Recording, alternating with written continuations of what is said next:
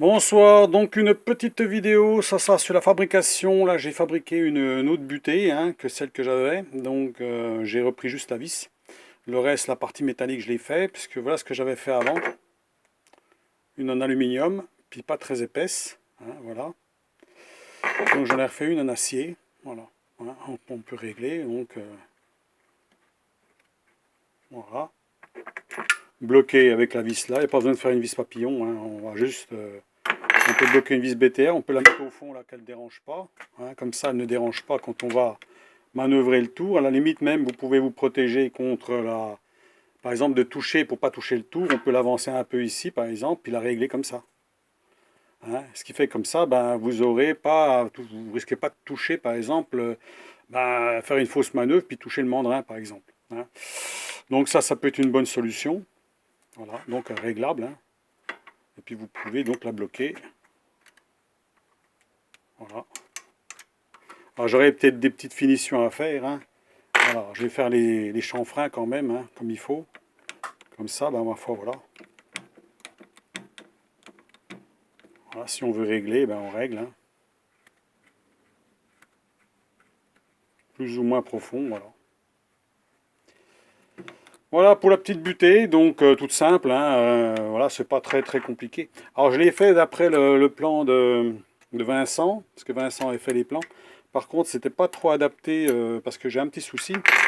Il avait donné une cote de 50 sur 50, puis en fait, si on prend ses cotes à lui, il faudrait plutôt prendre 60.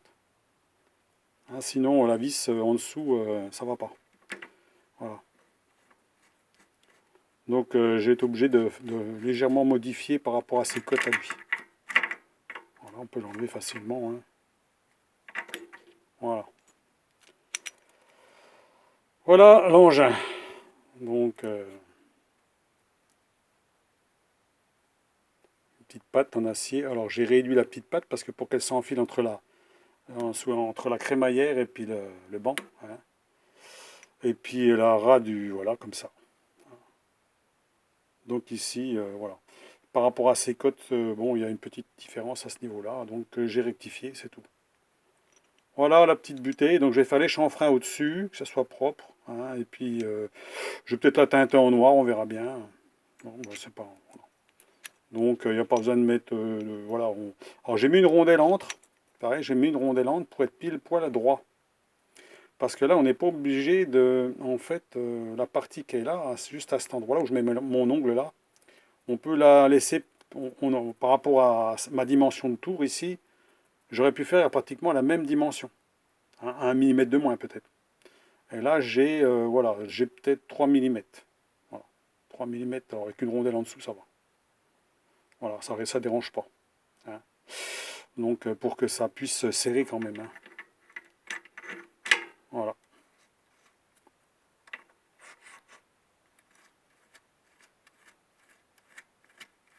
Moi, j'ai fait ça cet après-midi. Voilà. Donc, un petit boulot tranquille. Voilà. Donc, un petit chanfrein là, un petit chanfrein là, un petit chanfrein là, un petit chanfrein là, histoire, même peut-être même pas, parce que là, je suis à ras ici, là. Peut-être juste là, sur l'angle là, puis l'angle là, c'est tout. Sur les angles là, mais devant là, je suis à ras au niveau de la vis sans laiton, là, ça risque de ressortir, donc je vais peut-être laisser cet angle là, je sais pas. Ou juste comme ça, c'est bien. De toute façon, c'est une butée, donc vous pouvez la ranger là, elle ne dérange pas, donc serrer la vis à fond. Voilà. Alors bien entendu, il faudra que je taraude un bon coup comme il faut, parce qu'il y a encore des saloperies dedans, qui traînent dedans, dans le filetage. Voilà, mais ça épouse bien la forme impeccable. Donc voilà, c'est surtout ça, il ne faut pas louper, c'est la partie qui rentre dans le tour là. C'est ça qui est un peu plus chiant parce qu'il faut vraiment que ce soit pile poil quoi. Puis de l'autre côté, bon, on peut descendre encore un petit peu plus. J'aurais pas, voilà, j'aurais pu descendre plus. Mais bon, voilà, bon, c'est pas si mal. Donc voilà, dites-moi ce que vous pensez de ça, un petit bricolage maison, donc qu'on peut s'amuser à faire, voilà. Donc je vous dis ça peut rester dessus. Alors faites quand même attention quand même quand vous mettez l'avance automatique, de ne pas taper dedans. Bien entendu, elle va reculer quand même. De toute façon, elle va glisser quand même sur le tour. Même avec un effort important, elle va quand même glisser. Donc, mais qu'elle n'aille pas buter là derrière. Parce que si elle vient buter là derrière, c'est fini. Vous cassez quelque chose. Ça fait buter mécanique, terminé. Donc, faites attention avec votre avance automatique de toujours bien arrêter avant la butée quand même, surtout si elle est contre là. Hein. Sinon, il vaut mieux l'enlever, puis peut-être bousiller l'outil ou autre chose, mais enfin voilà, hein. C'est à vous de voir. Hein. C'est vrai que quand on utilise l'avance automatique, il faut toujours s'arrêter un peu avant, pas avoir un petit peu la tête en l'air, et puis usiner, et puis s'arrêter, ne pas couper l'avance automatique juste au bon moment, ou des fois ça coince, et puis on n'arrive pas à la débloquer, et puis gling, hein, ça rentre dans le bazar. Hein. Donc bien se méfier quand même de laisser une petite marge, même de quelques millimètres, on va dire 5 millimètres avant la fin, de finir à la main. Hein, comme ça vous êtes tranquille, vous avez toujours un peu de marge. Hein, et pas tout contre. Parce que si vous arrivez trop contre, à un moment donné, vous n'y arriverez plus à débrayer, hein, avec l'avance automatique. Il suffit qu'elle coince un coup à ce moment-là, et puis vous allez quand même bourrer quelque part. Hein. Donc, soit bourré dans la pièce, soit bourré dans le mandrin. Bon, voilà. Donc, il faut quand même faire attention à ça. Donc, voilà pour la petite vidéo de la petite butée. Encore une butée. Hein. Donc, moi, je trouve qu'elle est un peu mieux que celle-ci. Celle-ci est en aluminium. Donc, manquait un peu d'épaisseur quand même. Hein. Donc, là, c'est plus large. Donc, ça a moins tendance à se tortiller quand on serre la viande. Voilà. Quand on la serre comme ça, hein, on la serre comme il faut. Hein. Donc, de toute façon, on n'est pas obligé de mettre un vis papillon parce que là, on serre quand même mieux avec une clé Allen. Hein. Au moins, on sait que ça bouge pas. Hein, c'est vraiment, voilà, ça tient bien. Surtout que là, quand on tape dedans, ça peut reculer hein, si on ne serre pas assez. Hein. Voilà. Impec. Voilà, donc je vous laisse à vos commentaires, je vous laisse à vos... Alors, je l'ai fait sur 3 cm d'épaisseur, comme sur le plan, mais on peut la faire de 3 cm 5, ça ne gênera pas. Au contraire, ça sera mieux, parce qu'en fait, on s'aperçoit d'un truc. On va la défaire.